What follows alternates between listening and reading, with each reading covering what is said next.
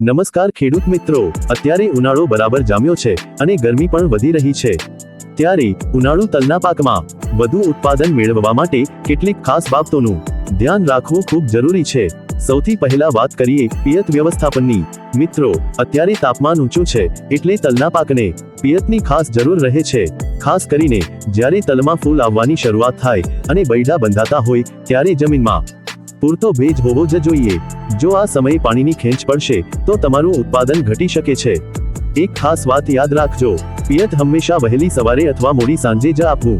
ધુમ્મસતા તડકામાં પાણી આપવાનું ટાળજો, નહીંતર ગરમ જમીનને કારણે મૂળમાં કોહવાટ આવી શકે છે. હવે વાત કરીએ ખાતર અને છંટકાવની. જો પાક 30 થી 40 દિવસનો થયો હોય તો પૂરતી ખાતર તરીકે યુરિયા અથવા એમોનિયમ સલ્ફેટ અથવા 20-20-0-13 આપી શકાય. ફૂલ આવવાની અવસ્થાએ 13-0-45 અથવા 0-52-34 જેવા દ્રાવ્ય ખાતરોનો છંટકાવ કરવાથી ફૂલ અને બૈડાની સંખ્યામાં મોટો વધારો જોવા મળે છે. રોગ અને જીવાતનું નિયંત્રણ. આ ગરમ વાતાવરણમાં ચૂસિયા જીવાત અને પાન વાળનારી ઈડનો ઉપદ્રવ વધી શકે છે. ઉપદ્રવ જોવા મળે તો લીમડાના તેલનો અથવા ભલામણ કરેલ હળવી કીટનાશકનો છંટકાવ કરવો.